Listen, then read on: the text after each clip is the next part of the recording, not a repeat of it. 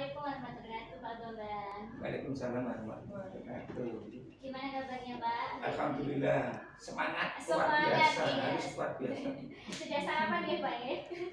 Tadi baru minum susu saja. Kalau saya pagi itu sarapannya minum susu sama telur, tapi tadi telurnya habis. Ya nggak apa-apa. Iya. Biasanya kalau saya itu kalau pagi susu sama telur sama roti. Sama seperti murid-murid sini itu kan yang di SK itu pagi itu kan dapat sarapan itu susu telur sama roti biar apa ya biar mati. Nah, terus iya, izin Pak Bambang, ini perkenalkan saya Siti Sarifah dan ini Ibu Bekti. Kami CGP angkatan 11 Pak dari SMK Negeri 3 Surakarta. Di sini kami ingin wawancara sama Pak Bambang terkait dilema etika sama rujukan moral dalam penanganan kasus yang ada di sekolah. Nah, sebagai kepala sekolah, Pak Bambang pastinya sudah berpengalaman terkait menghadapi situasi yang harus diambil, menghadapi keputusan yang dimana keputusannya ini tidak mudah. Nah, terutama untuk nilai-nilai etika sama moral yang bertentangan. Nah, kami berharap setelah wawancara ini, Pak, kami mendapat pengetahuan, pengalaman, wawasan terkait gimana menangani kasus-kasus yang ada di sekolah. Seperti itu, Pak. Untuk menyikat waktu, Pak, mungkin kita mulai untuk wawancara nih. Nah, terkait identifikasi dilema etika, bagaimana Bapak mengenali situasi atau kasus yang mengandung dilema etika atau rujukan moral yang terjadi di sekolah, Pak? Apakah ada tanda-tanda yang Bapak perhatikan dalam menentukan kasus tersebut, termasuk pada dilema etika atau rujukan moral? Iya, terima kasih. Jadi di suatu instansi sekolah itu mesti kan ada permasalahan, permasalahan yang kadang permasalahan itu kan harus segera diselesaikan, ya. Dan tidak terkira-kira. Tahu-tahu ada masalah Pak ini. Kalau saya ketika ada masalah seperti itu, saya berusaha tenang dulu, kemudian saya identifikasi ada begini kan. Kemudian setelah ada permasalahan kemudian saya identifikasi, biasanya terus saya berpikir gitu, oh ini berarti saya harus begini. Kemudian yang tidak boleh dilupakan tuh dampaknya. Ketika saya nanti begini, nanti dampaknya begini, itu harus segera. Misalnya tahu-tahu kayak tadi itu saya dihubungi, tahu-tahu harus dihubungi untuk Zoom penyambutan Pak Presiden Jokowi besok, ya, Zoom. Ketika itu saya posisinya pas di luar, ya. Tapi karena waktunya harus saat itu harus Zoom, ya kan saya harus berpikir cepat. Oh ya, ini nggak bisa ditunda, langsung saya cepat. Ini katanya dengan siswa, berarti saya harus komunikasi dengan yang ngurusi kesiswaan. Nah saat ini kesiswaannya tidak ada, dia baru tugas di hotel, katanya untuk persiapan Prapopnas. Saya kan harus berpikir dua kali, oh ya ini enggak. Langsung saya hubungi yang bagian stafnya kesiswaan. Pak, ini saya kirim nilai segera diikuti. Nah, itu kan contoh cepat. Nah, saya segera mengambil keputusan. Nah, kemudian setelah itu saya tadi ketemu Pak, ini tuh Pak kegiatannya besok Minggu. Nah, kalau Minggu itu biasanya murid saya kan rest, istirahat. Dia masuknya sampai hari Sabtu. Saya nanti kan harus segera mengambil keputusan, milih salah satu, hari Minggunya atau hari Sabtunya. Karena butuhnya hari Minggu untuk penyambutan revisi, berarti hari Sabtunya nanti kan saya harus segera mengambil keputusan apakah dia latihan enggak. Karena untuk pengganti itu biasanya kalau kegiatan ada event hari Minggu, berarti hari Sabtunya off. Nah ini kan tadi ada kasus seperti itu. Nah contohnya seperti itu. Jadi kita di zaman sekarang itu tidak terus ada masalah terus. Nah saya kan tidak pas posisi dia. Nah, kita harus cepat menjamannya teknologi ya. Tadi kayak tadi pas membuka harus segera. Sisi yang lain saya tidak di sekolah, pas saya di SMP 10. Berarti kan saya mengambil cepat. Bagaimana seperti itu. Contohnya seperti itu. Nah, dalam suatu kasus Pak, di mana terdapat dua kepentingan yang sama-sama valid atau sama-sama mengandung nilai kebajikan, bagaimana cara Bapak dalam memutuskan tindakan yang harus diambil dan sesuai dengan kasus yang terjadi. Ya, kalau itu, kalau sini kadang sering ya kasus seperti katanya dengan kasus sisi yang lain dia statusnya sebagai atlet, sisi lain sebagai pelajar, yang dua-duanya punya kepentingan yang bersamaan.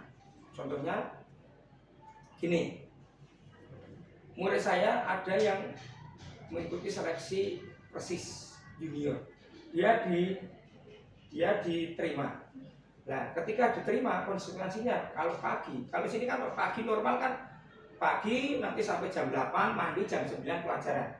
Tapi yang 5 anak itu kan dia harus mengikuti TC 2 minggu dari pagi, selesainya masuknya sini baru jam 11. Ya kan itu dilema. Sisi yang lain dia memang sebagai seorang atlet ya harus pelatihan. Sisi yang lain kan dia sebagai seorang pelajar, yang mana kadang nanti yang namanya siswa itu ya enak dia kok datangnya selalu jam 11. Ya itu kan juga dilema. Ya saya nggak memutuskan. Itu kan dia pagi latihan. Lah ketika dia masuk jam 11 berarti kan dia punya waktu 2 jam. Ya kesempatan untuk belajar. Ya apa yang dilakukan? Itu kan nanti saya memutuskan, oke, nggak masalah jam 11. Nanti yang 2 jam nanti kan bisa dikasih tugas dari guru itu. Ya, tugas kan bisa. Dan kalau di sini kan tugasnya kan tidak boleh harus setiap hari. Sini tuh PR bagi haram, tak haram. Nanti tugasnya mungkin 1 minggu atau 2 minggu. Ya, 2 jam itu. Itu saya bilang sama gurunya, nanti kalau dikasih tugas kerjakannya biar dia longgar. Contohnya seperti itu. Sisi yang lain dia statusnya sebagai atlet untuk masa depannya. Sisi yang lain dia selaku wajibannya di sini sebagai pelajar yang harus memenuhi pembelajarannya kan harus sesuai waktunya itulah. Contohnya seperti itu. Itu sering seperti itu sering. Tapi wong ini sekolah olahraga ya saya putuskan seperti itu, dan bagi saya setiap masalah itu kan mesti ada jalan keluarnya. Ya. Oke Bapak, mungkin ini Bapak sedikit dijelaskan berkaitan dengan langkah-langkah atau prosedur yang seperti apa yang biasanya Bapak lakukan saat menangani kasus-kasus dilema etika yang ada di sekolah. Ya, kalau prosedur biasanya ketika ada masalah itu saya berusaha untuk tenang, kemudian saya berpikir ini ada masalah ini, kemudian terus saya berpikirnya gini, ini masalah ini krusial atau enggak? Ya, ini biasa enggak? Atau nanti agak siang? Kebetulan kan saat itu misalnya contohnya saya ini misalnya jam 8 atau setengah 9, jam 9 saya dapat undangan kegiatan misalnya di pemerintah kota. Diundang misalnya rapat evaluasi kegiatan operasional tempat yang diundangkan kepala dinas, kepala sekolah dan tidak bisa diwakilkan. Tapi sisi yang lain, saat saya mau berangkat ada permasalahan yang harus segera saya selesaikan. Itu kan juga dilema. Nah, saya identifikasinya saya lihat dulu. Pak ini Pak, ini adalah permintaan dari misalnya apa yang hari ini harus selesaikan. Saya tanya dulu, harus sekarang apa enggak? Nanti bisa enggak? Oh nanti bisa. Ya sudah ya, aku tak rapat dulu. Nanti saya siang kesini nanti baru kita selesaikan dulu. Tapi kalau ini Pak ini ditunggu, harus tunggu sekarang, ya sebentar. Nanti saya berpikirnya ya, desainnya agak terlambat, gak apa-apa. Toh nanti ketika saya terlambat, saya bisa tanya dengan teman saya sesama kepala sekolah. Tapi kalau yang hari ini harus diputuskan, saya eksekusi kan nggak bisa ditunda. Ya, Pak ini segera kita memutuskan untuk segera mengirim setor nama ke dinas yang harus dinilai katanya untuk Pak, untuk sebagai misalnya sebagai bendahara harus mengirimkan, kan saya harus rapat dulu, nggak bisa langsung si A si B. Nah itu, tapi kalau harus hari ini Pak, sekarang butuh dulu Pak, nanti jam 8 paling lambat, ini sekarang sudah jam 8 bisa langsung segera bergerak. Walaupun nanti jam 8 saya bersama dengan kegiatan di PEVA, biasanya kalau gitu langsung saya kumpulkan siapa? Oh ini Pak, oke, sudah selesai, ya sudah dikerjakan, ya. Nanti kalau bisa di-scan aja tanda tangan saya, kalau enggak tak tunggu sebentar ya. Langsung saya segera, tolong segera dikirim saya ke sana. Itu contoh ya. Dan bagi kepala sekolah zaman sekarang itu hal yang biasa, karena zamannya sekarang itu serba cepat, harus diatasi, dan kadang tidak bisa ditunda-tunda. Harus sekarang Pak, ini ditunggu loh Pak ya, data ditunggu jam 8 datang ngirimkan siswa yang berprestasi. Sisi yang lain saya harus di sana, harus ada acara yang contohnya seperti itu. Yang penting kita tenang, kemudian kita berdayakan teman-teman ya. Di sekolah itu, kepala sekolah itu bukan yang paling hebat, kita bisa bekerja itu karena teman-teman ya. Dan nggak usah sok model jaim. Kalau saya tidak pernah membedakan antara yang cleaning service sampai Pak anggap sama semuanya ya. Dan saya memperlakukan sama, misalnya ada fasilitas ini ya sama, nggak usah beda-bedakan. Contohnya seperti itu. Karena bagi saya ketika kita itu sama teman-teman dekat, respect, ngomong nih, itu enak. Seperti lagi di sini tuh kan siswanya kan sering turnamen, dan turnamennya kebanyakan itu kan juga kontribusi orang tua. Karena kalau dari sekolah di sekolah yang untuk membiayai kan terbatas, mereka kan juga kepengen melihat hasil latihan anaknya dalam kegiatan turnamen. Nah, ketika turnamen itu kan orang tua itu yang aktif, dia itu punya kaos gitu. Dan sisi yang lain kan saya juga harus dekat dengan mereka. Bagi saya ketika nanti ada masalah, kalau kita dekat itu enak ya. Dulu ada masalah misalnya kayak komplain masalah makanan, karena dengan beliau saya sudah kenal di sini, ngomongnya enak, tidak terus saling menang-menang, enggak. Pak, sudah kenal, enak loh. Ketika ada staf saya yang tak pandang, Mas, Mbak itu biar gitu. Jadi bahasa saya lebih mengajak kerjasama. Mas, Mbak minta tolong itu kalau Pak istirahat itu biar bersih, Mbak, jangan sambil jalan. Jadi kan bahasa ini, kalau nanti longgar tolong, beda dengan sekarang. Nah, gitu. Kalau saya nggak suka seperti itu, jadi lebih ngomong nih ya. Sebenarnya kan tujuannya sama, tapi hanya caranya yang berbeda. Jadi kan ketika sekarang saya nggak mau tahu itu dibersihkan, dengan nanti kalau pas longgar tolong dibersihkan. Yang penting kan akhirnya nanti bersih. Tapi kan menjadikan ketika menerima perintah dua yang berbeda itu kan tetap beda ya, seperti itu.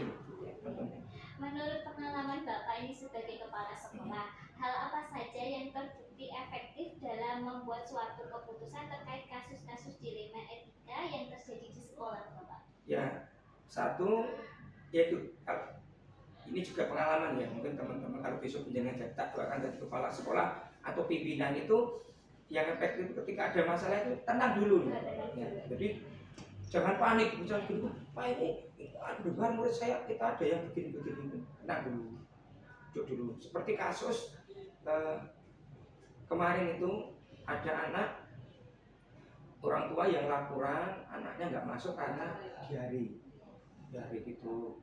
Nah, otomatis kan saya dilapori itu kan saya tenang. Oh, ini ada orang tua pada komplain anak banyak yang nggak masuk diare. Ya, terus banyak di grup ini karena makannya, kan kita dapat jatah makan ya. Saya kan tenang dulu, saya bilang tolong diidentifikasi dulu teman-teman yang wali kelas, yang diare itu semua atau hanya beberapa. Kalau beberapa mungkin kan dia salah makan. Kadang kan habis latihan, kadang anak-anak kan juga sore mungkin dia makan. Saya tanya, Pak, yang banyak poli, nanti poli siapa tahu dia habis latihan anak-anak makan bareng-bareng terus diare. Enggak. Oh ya, oh gitu. Gini aja, sudah ada datanya. Gini aja, tolong didata. Kemudian yang memang dia di sini sudah merasa tidak nyaman, orang tuanya diundang untuk dijemput biar istirahat di rumah. Kayak gitu. Tenang. Setelah gimana, Pak lainnya nggak masalah, oke. Terus saya baru manggil cateringnya, kita cross check. Ya nanti kalau ada orang tua komplain, saya siap menghadapi Pak, kan gitu kan. Tapi kan harus punya data dulu, tidak terus datang emosi manggil, ini gimana keterangannya, bla bla bla. Yang penting kan kita tenang dulu. Yang utama kan dikondisikan siswanya dulu, tidak cateringnya dulu. Kalau catering dimarahi apa terus masalahnya selesai.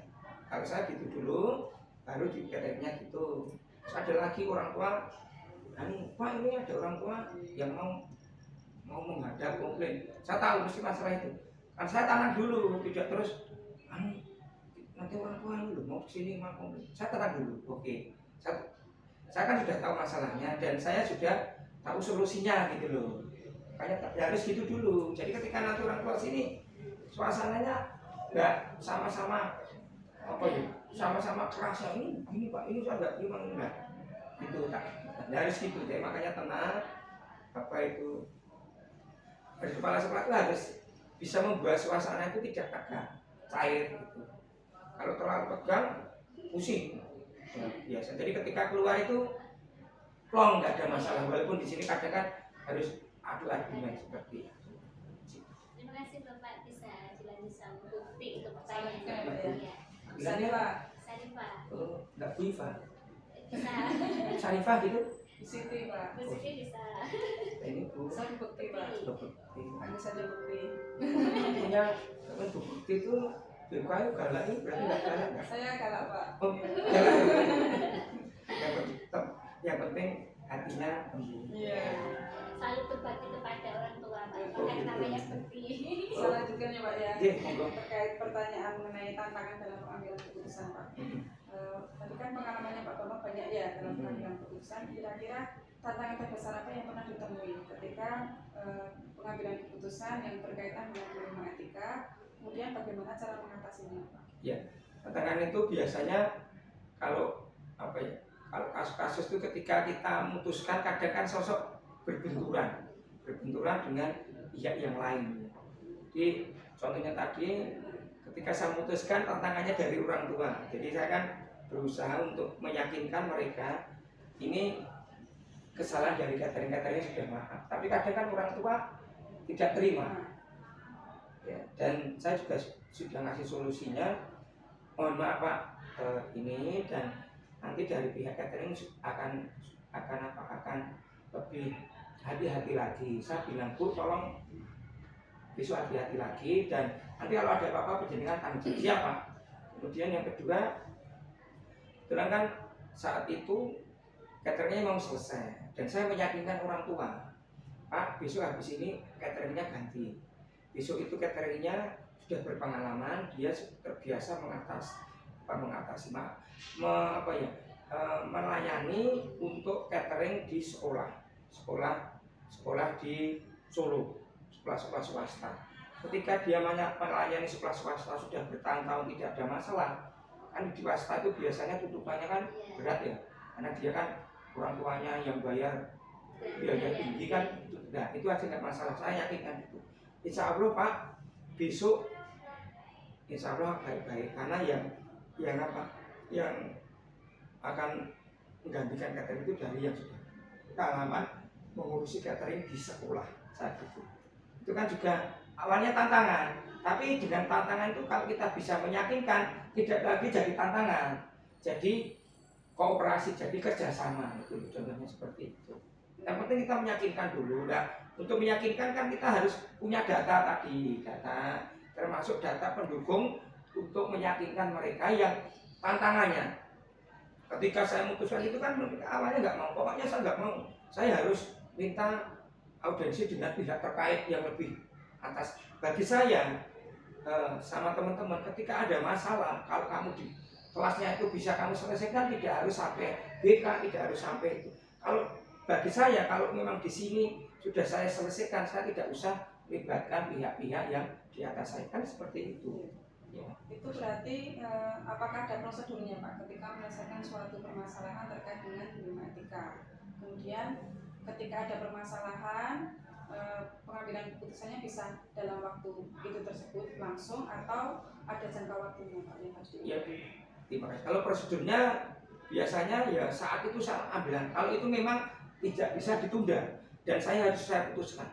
Ya, misalnya diputuskan, ya benar hari saat itu. Tapi ketika ada permasalahan yang mungkin bisa tidak prioritas. Ada yang misalnya ada 2 yang ini harus saya putuskan, ini agak saya bisa saya tunda, itu ya nanti prosedurnya ya tidak segera saya putuskan. Saya biasanya minta pertimbangan sama teman-teman, karena itu bisa agak ditunjang. Ya misalnya contohnya kemarin, Pak, besok ini mau tanding ke luar kota, Pak. Kita mau pinjam bis. Ya ini satu sisi kan saya harus berpikir bis, sebetulnya kan bisnya sini kan, ya kan saya harus berpikir kira-kira yang pinjem bis itu nanti benturan nggak dengan dipakai untuk kegiatan yang rutin. Nah kan itu juga, nah, itu kan bisa ditunda. Contohnya seperti itu, Pak, ini minta keputusan hari ini. Oh ya, berarti saya tidak segera memutuskan. Nanti ya saya tak koordinasi dengan teman-teman, itu kan bisa, walaupun keputusannya harus hari itu, tapi kan itu masih bisa ditolerir. Ya, tapi ada keputusan yang saat itu harus diselesaikan. Ya, itu kan berarti saya harus segera memutuskan itu. Ya, misalnya contohnya kasus misalnya Pak, misalnya di kan sekolah saya itu ada 2, sini pusat pembelajaran, di sana bekas SMP 3 ya, bekas SMP 5 kan bekas untuk apa ya, untuk sekarang digunakan untuk latihan. Ya, misalnya Pak, Pak, ini tuh Pak, sumurnya Pak nggak naikkan air, tapi satu sisi kan anak-anak habis latihan kan harus mandi. Nah itu kan juga dilema. Ya toh, saya berarti kan harus memutuskan, tidak bisa nunda nanti siang, karena anak kebutuhannya mandinya hari ini lah. Contohnya seperti itu. Nah ini kan dari teman-teman kan mungkin nggak bisa menyelesaikan, kan muaranya saya. Berarti saya kan segera harus memutuskan biar anak-anak bisa mandi. Tapi satu sisi sumurnya dapnya rusak lah, itu kan dilema. Ya saya langsung coba, saya masih ingat waktu kemarin pas agak rusak itu tak bilang, saya langsung cepat coba ke sumur, kemudian saya ikut ke sana, tak ajak, itu ada peralan, coba kamu kayak dikocok itu. Oh bisa Pak, nah itu kan saya harus keputusan. Nah nanti setelah itu saya baru berpikir yang kedua kali, berarti sekarang sudah terselesaikan, tapi ini kan tidak serta-merta selesai hari ini, mesti akan terulang lagi. Berarti saya pikir berarti dalam 1 hari ini segera diperbaiki. Tapi kan jalan keluarnya sudah teratasi, nah, contohnya seperti itu. Itu nggak bisa ditunda. Ya kan bukan ngalami, Pak ini mau mandi, kan anak-anak olahraga pengertian, lah airnya nggak ada, gimana Pak? Loh, kan itu. Nah saya berpikir, waduh ini gimana ya? Tergantung itu ya permasalahannya ya. Iya, makanya kita harus, yang penting tenang dulu. Ya. Yang kedua, menguasai masalah. Oh ini ada masalah ini, kita analisis, oh saya harus begini. Jangan kita mengambil buru-buru. Biasanya orang kan terima kan panik sih. Kalau saya pikir sih tenang. Dan itu bisa membentuk ketika itu berpengaruh dari usia kita dan pengalaman kita. Bagi belum pengalaman, lihat masalah itu mesti dia panik. Tapi kalau yang sudah pengalaman, tenang, santai aja. Ya, dulu pernah ada kasus seperti ini. Lomba PBB itu kan hujan. Nah, ini gimana? Rame, aku masih ya pengalaman di Boyolali. Ini gimana? Nanti untuk lombanya gimana? Jadi dilanjutkan enggak? Bukan saling adu-argumen. Kan saya sudah pengalaman. Saya kebetulan ikut di situ, pas itu saya bilang gini, teman-teman, bapak-bapak, gini aja, kita sepakati dulu. Kita tunggu 2 jam. Kalau hujannya nggak ada, kita kumpul lagi, kita rebut lagi. Gimana? Kita contoh. Bagi yang berpengalaman kan, ini gimana nanti? Kalau saya sudah langsung gini aja. Ini kan hujan. Kita kan nggak mungkin menunda. Besok jadwalnya hari ini harus selesai. Ya gimana? Coba kita tunda dulu 1 jam atau 2 jam. Kita tunda 1 jam, oke, ditunggu. Kalau 1 jam nggak ada, nanti kita kumpul lagi. Kita cari solusinya lagi. Nah, ternyata baru 1 jam sudah reda lah. Gitu. Kan nggak usah satu sama lain, nggak usah gontok-gontokan. Seakan-akan yang disalahkan kan panitia. Contohnya seperti itu. kira-kira pihak siapa saja Pak yang membantu Bapak untuk menyelesaikan permasalahan atau membuat keputusan terkait dengan dilema etika. Kemudian faktor-faktornya apa saja Pak? Ya, kalau yang pihak kalau memang itu harus segera dan saya memutuskan saya. Tapi kalau mungkin agak bisa bisa agak agak ditunda itu saya kadang melibatkan minta pertimbangan sama yang terkait. Misalnya kaitannya dengan siswa ya berarti saya dengan kesiswaan atau dengan bapak ibu guru yang sudah senior gitu. Pak ini ada gini enaknya gimana? Murid kita gini aja Pak. Ya kayak tadi itu pengalaman. Ini kita dapat undangan besok minggu enaknya gimana ya? Aja Pak. Biasanya hari Sabtu kan latihan apa? Sabtunya diopkan ganti hari Minggu sambil latihan. Nah, itu kan saya juga minta pertimbangan sama mereka, ya. Tapi kalau ketika tadi harus ada Zoom, kan kita nggak usah. Teman-teman ini ada Zoom ini siapa yang dia nggak usah, saya langsung memutuskan. Ini yang harus segera menangani sih. Nanti setelah itu laporan ke saya. Setelah saya baru nanti teman-teman saya koordinasi gitu, ya. Jadi kalau saya memutuskan ya pihak-pihak yang terkait, misalnya kayak kaitannya tadi bendahara Pak ini dibayar dari dinas kesehatan itu. Ya saya ini nunggu Pak keputusan dari Pak Bambang gimana, harus suruh kirimkan ini Pak. Ya saya ngomong sama yang ngurusin. Ini ada kegiatan misalnya kegiatan yang berkaitan dengan lomba. Pak ini ditunggu lombanya sebentar. Satu ini dikirim nih. Saya tanya sama gurunya, Bu Pak ini gimana? Bisa nggak kita berani nggak kita maju? Misalnya lomba kan aku bilang iya, tapi kalau dari gurunya nggak siap kan sama aja. Dia tak paksakan maju, tapi kan dia tidak enjoy. Tapi ketika sudah pertimbangan dulu ketika itu, kemudian kalau yang faktor-faktornya ya, kalau faktor-faktornya ya saya lihat dari berbagai sisi ya.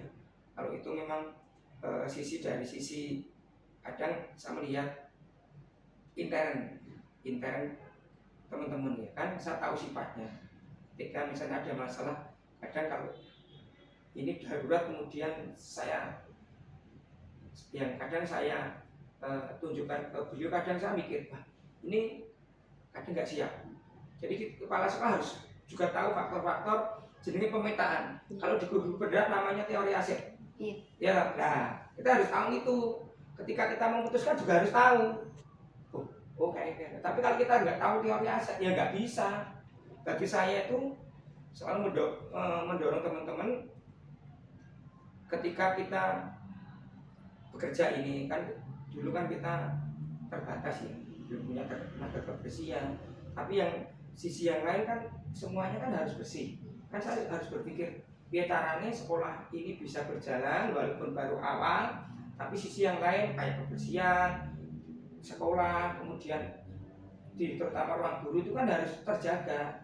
Ya, saya kan harus berpikir teman-teman dipahamkan, diajak, diberi pengertian biar mereka ya nyapu setiap hari tapi tidak dengan rasa jengkel tapi keikhlaskan. Saya selalu bilang, kadang teman-teman tertawa, nanti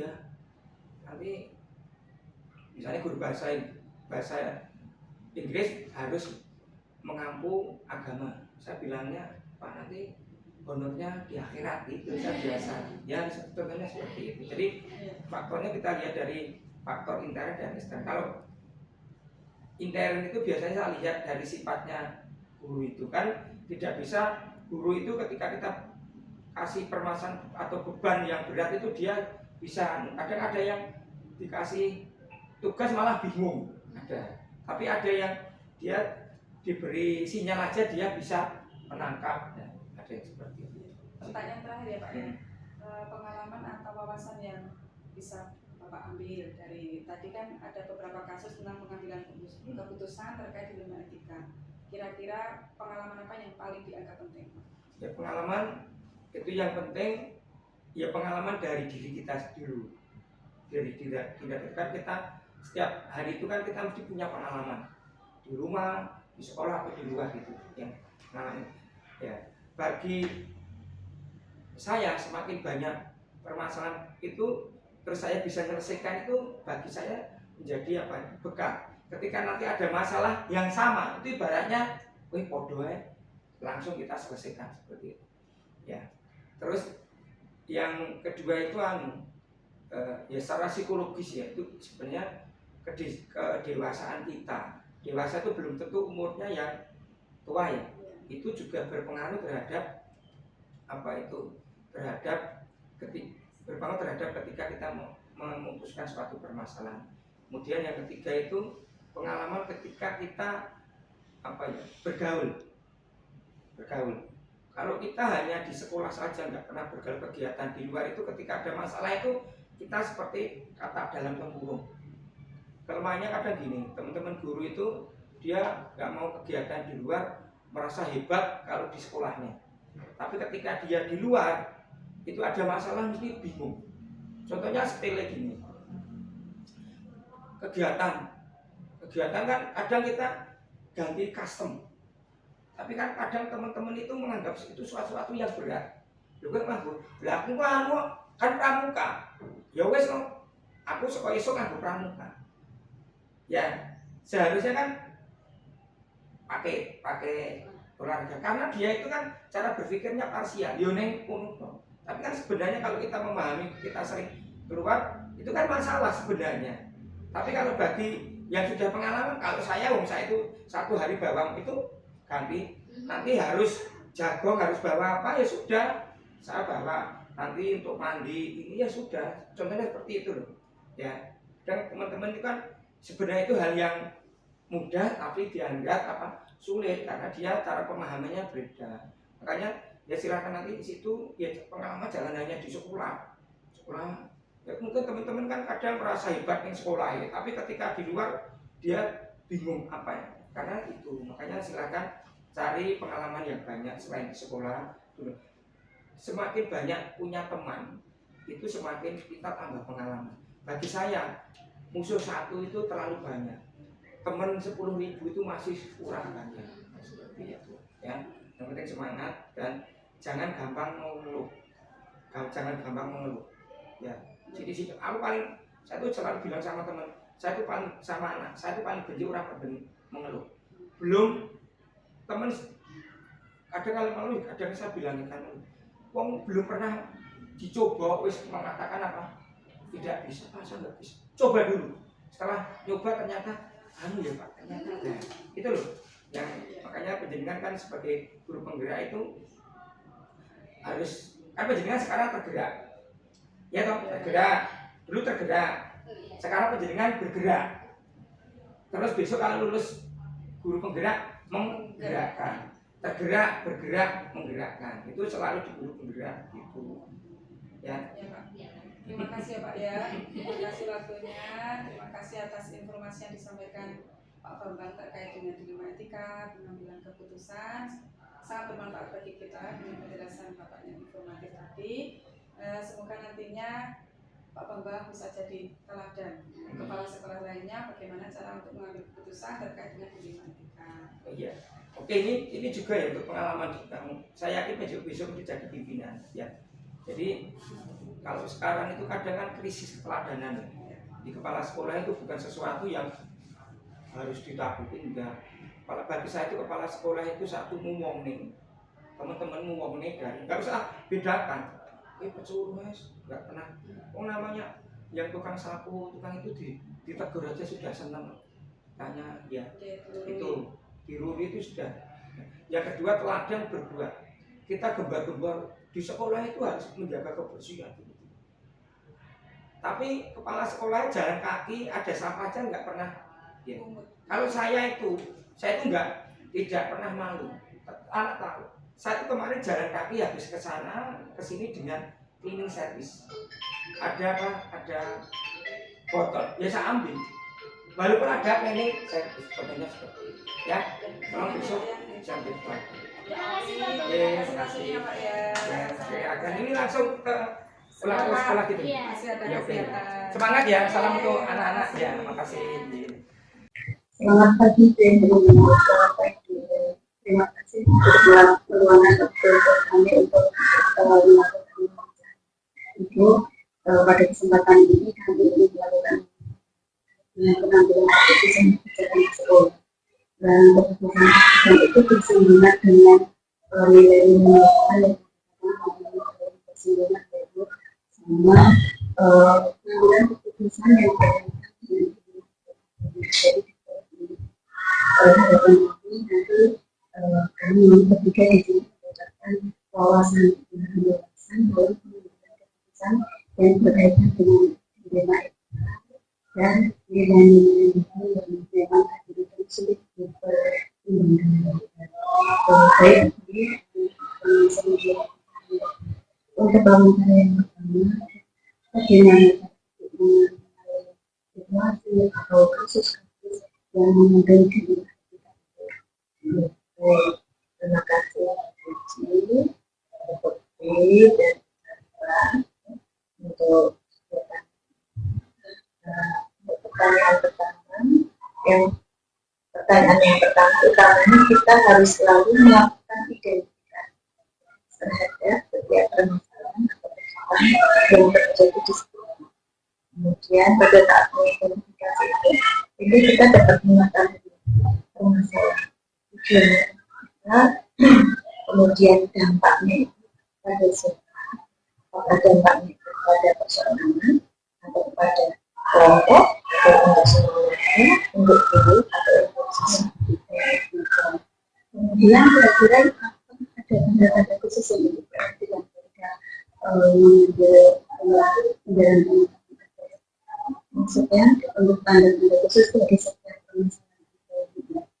Ya, pastinya ada setiap permasalahan, pastinya ada tanda-tanda khusus. Nah, dari situlah manfaat kita mengidentifikasi tadi, kita sehingga bisa mempelajari, kemudian baru menentukan sikap.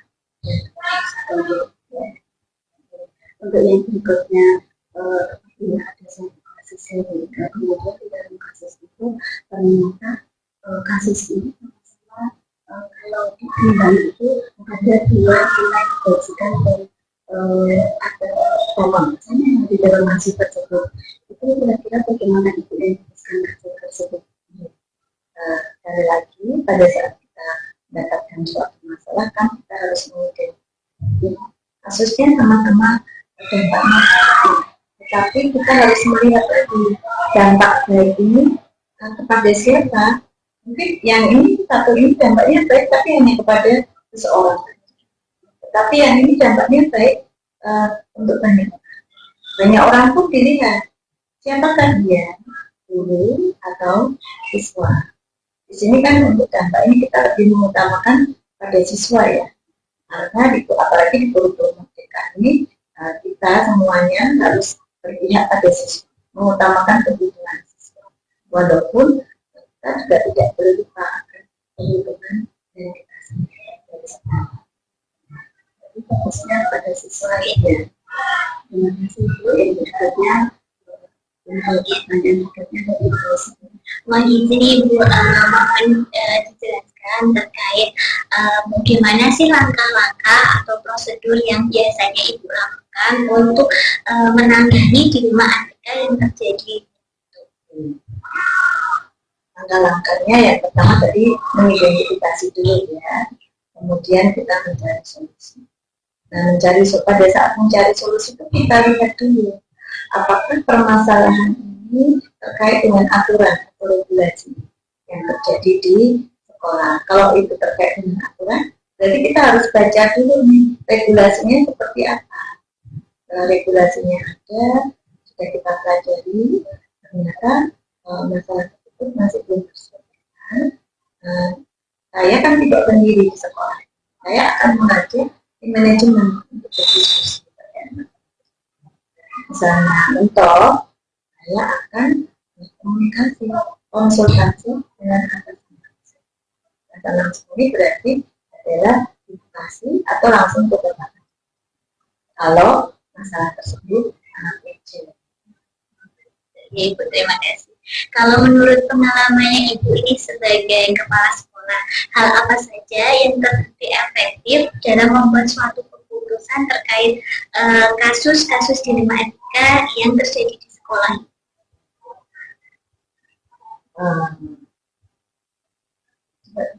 Pengalaman Ibu sebagai kepala sekolah ini, hal apa saja yang terbukti terbukti efektif dalam membuat sebuah keputusan terkait kasus-kasus di wilayah. Ya, yang terbukti efektif adalah tadi saya melakukan langkah-langkah tadi. Yang pertama melakukan identifikasi, karena dengan melakukan identifikasi itu jelas nanti permasalahan ini tujuannya apa, dampaknya kemana, hasilnya itu nanti seperti apa, itu pasti. Kemudian tadi berdiskusi bisa dengan tim manajemen. Kalau tim manajemen nggak bisa, mungkin saya bisa berdiskusi dengan sesama kepala sekolah yang mungkin memiliki permasalahan yang sama atau sama. Kalau itu tidak bisa terjadi, saya akan berkonsultasi dengan atasan. Itu sudah pasti ada. Dan yang tidak boleh dilupakan, selalu rajin membaca regulasi, karena itu sangat penting. Apalagi saat ini regulasi itu selalu ada yang baru, itu tidak melihat waktu ya. Mungkin hari ini, nanti siang, harus selalu kita baca. Jangan pernah kita tidak membaca, sama sekali tidak membaca. Paling tidak kita melihat itu, karena itu menjadi bekal buat kita manakala ada masalah dan kita harus segera. Ibu, terima kasih. Untuk tantangan terbesar Ibu yang mungkin pernah Ibu hadapi saat membuat sebuah keputusan dalam situasi kritis, dan bagaimana Ibu untuk cara mengatasi hal tersebut? Tantangan terbesarnya adalah manakala di sini ada masalah, saya sendiri ada masalah, kan? Manusia kan tapi ya, walaupun kita tidak meminta ada masalah, kebetulan pas masalahnya masalah saya yang sakit, ya di sini di sekolah juga harus ada, kebetulan ada masalah juga harus diselesaikan dan saya harus berada di sana. Itu kan berat ya, tapi dengan kerjasama, mungkin kayak apa sih dulu masalah anak saya ditangani oleh dokter yang bisa kita percaya, sudah bisa dipikir, baru kita menyelesaikan masalah. Jadi kita membuat mana yang penting, yang mendesak dulu, ya, tetapi tidak boleh melupakan terus terlena di sini juga diurus. Jadi dalam waktu yang sesingkat-singkatnya menyelesaikan dulu masalah anak kesehatan ya. Kemudian tidak boleh terlena, harus segera berpindah untuk mengatasi masalah yang ada. Karena yang kita adalah kewajiban sebagai seorang ibu, di sini kewajiban sebagai seorang anak sama-sama. Terima kasih. Selanjutnya saya Ibu, ini berkaitan dengan tata cara penyelesaian itu. Ketika Ibu dihadapkan pada suatu kasus, kemudian harus mengambil keputusan, ada dilema etika, apakah ada jadwal atau prosedur tertentu yang diterapkan? Kalau jadwal pastinya nggak ada, karena kan kita tidak mau ada masalah. Kalau kita berjadwal penyelesaian masalah, nanti pasti masalahnya datang. Jadwal tidak ada, tapi yang pasti setiap masalah yang terjadi harus segera diselesaikan dalam waktu yang tertentu. Nah, kalau SOP-nya ada, prosedurnya ada. Tadi mengidentifikasi dulu, kemudian melihat dampaknya, kemudian melihat tujuan permasalahan itu kan pasti ada tujuannya seperti apa. Kemudian apakah permasalahan itu bisa saya selesaikan seorang diri, atau saya harus berdiskusi dulu dengan manajemen atau berkonsultasi dengan atasan. Itu ya yang harus kita lalui. Kita lihat permasalahan, kemudian jalan keluar mana yang harus kita tempuh, melalui jalan keluar yang tepat agar hasil dari penyelesaian tersebut hasilnya tidak merugikan siapa. Selanjutnya Ibu, ini ketika Ibu mengambil suatu keputusan, apakah melibatkan pihak-pihak tertentu? Seperti tadi sampaikan ada manajemen juga ya Ibu. Kira-kira dari faktor-faktor pendukung tadi yang paling bisa diandalkan sebenarnya Ibu? Yang paling bisa diandalkan tergantung masalah. Kalau masalahnya hanya terkait dengan internal sekolah, mungkin dengan manajemen sudah. Tapi kalau masalahnya itu meluas sampai regulasi, sampai terkait dengan dinas pendidikan provinsi, harus pihak yang paling saya minta konsultasi adalah edukasi atau bukan. Jadi dilihat masalahnya, tidak ada yang favoritnya, semua tergantung masalah. Kemudian faktor-faktor apa yang menurut Ibu paling bisa membantu untuk menyelesaikan suatu permasalahan atau pengambilan keputusan terkait dengan Tadi berkolaborasi, beridentifikasi dulu. Faktornya kita harus mengenal masalahnya dulu dengan baik. Kalau kita dapat mengenal masalahnya dengan baik dengan melalui tadi ada langkah identifikasi, melihat itu. Kemudian yang kedua adalah kita membuka diri untuk berdiskusi dan berkolaborasi. Seberat apapun masalahnya, kalau kita dapat memilih cara, jalan dan orang yang tepat, masalah itu akan baik dan tidak merugikan. pertanyaan terakhir ya Bu ya, dari beberapa kasus dalam pengambilan keputusan terkait dengan dilematika, kira-kira wawasan atau pengalaman apa yang Ibu ambil yang dianggap penting? Pengalamannya yang begitu ada masalah kita bisa menyelesaikan itu yang pertama kita akan menjadi semakin dewasa. Yang kedua menjadi semakin bijaksana. Yang ketiga kita dapat mengambil keuntungan dari masalah yang kita hadapi itu sebagai pembelajaran kita, sebagai mungkin bisa sebagai pengalaman baik best practice kita untuk di dalam kita menjalankan pekerjaan. Jadi walaupun masalah, tetapi ada tujuan baik yang tetap kita. Baik Ibu, terima kasih atas waktunya untuk wawancara hari ini yang sangat informatif Ibu ya, sangat bermanfaat bagi kami, Bu Puji, saya sendiri Bu Putih dan Ibu Syarifah untuk menerapkan dilema etika, kemudian yang terkait dengan kesejahteraan siswa dan pengambilan keputusan. Semoga kita dapat mengambil pelajaran seperti yang disampaikan tadi. Semoga sekolah kita juga menjadi sekolah yang menjadi contoh, teladan, untuk menjadi sekolah yang berpihak pada murid dan sekolah yang kondusif dan adil. Sekian dari kami ya, terima kasih atas waktunya. Wassalamualaikum warahmatullahi wabarakatuh.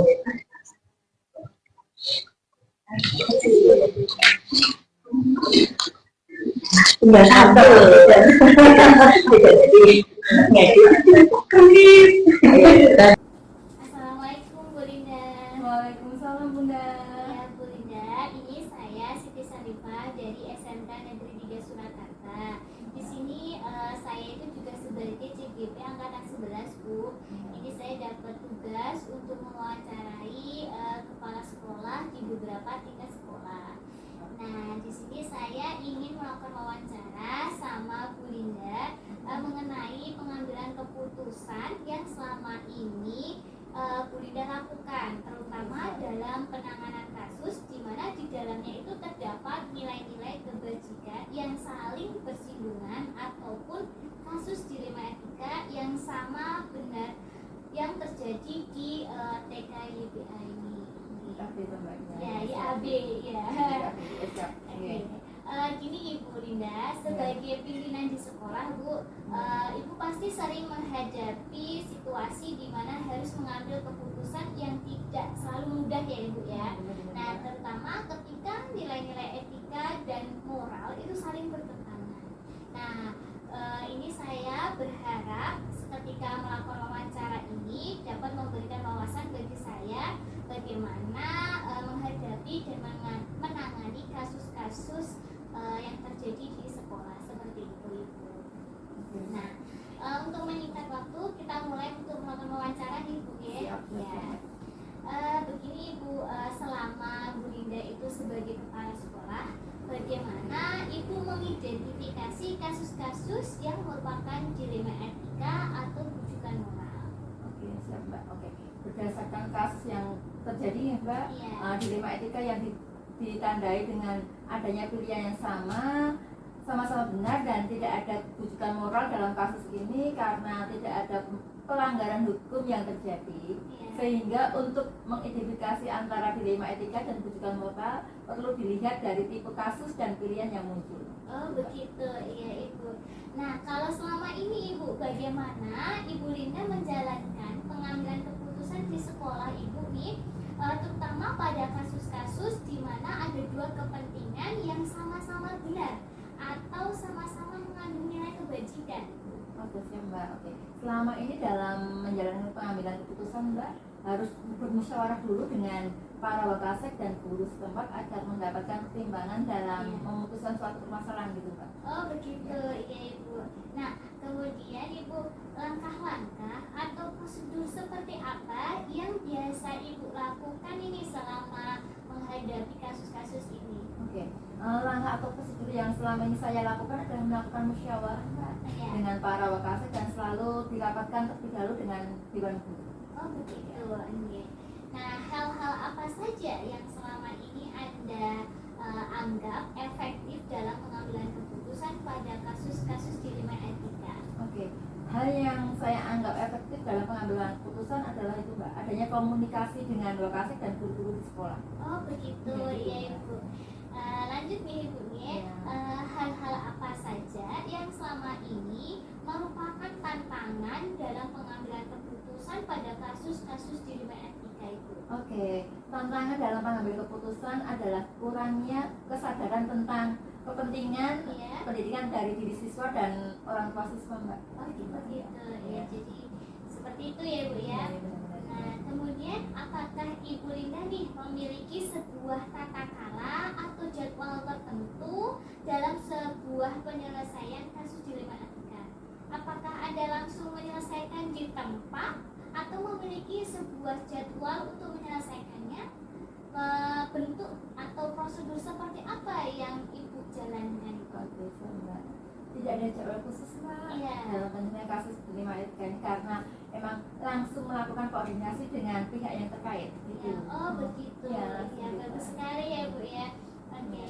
Kemudian Ibu, adakah seseorang atau faktor-faktor yang selama ini mempermudah atau membantu Ibu Linda dalam pengambilan keputusan dalam kasus-kasus dilema etika? Oke, ya ada Pak para wakasek dan Ya. guru-guru selama ini membantu dalam pengambilan keputusan dilema etika ini Pak. Oh Ya. begitu ya. Jadi teman wakasek ya Bu Sama ya. guru-guru ya, Ah, benar. guru-guru yang terlibat begitu ya Bu Iya, ya. benar-benar. Iya. Nah, kemudian Ibu yang terakhir ini, dari semua hal yang telah Ibu sampaikan, pembelajaran apa yang dapat Ibu petik dari pengalaman Ibu saat pengambilan keputusan kasus dilema etika? Oke, pembelajaran yang dapat saya petik adalah itu perlu memperhatikan budaya di lingkungan sekolah untuk mengambil keputusan Pak. Oh, begitu ya. Emang itu sangat diperlukan gitu Iya, ya, Bu ya. perlu, Pak. Nah, ya terima kasih Bu Linda atas waktunya, atas kesempatan saya untuk menimba ilmu wawancara dengan Bu Linda. Harapannya saya juga bisa menerapkan apa yang Bu Linda terapkan dan menjadi yang lebih baik seperti itu. Siap. Sukses dan sehat selalu buat Bu Siap. Linda. Terima Terima kasih kasih. Bu. Terima kasih, Bu. Ya, sehat selalu. Amin.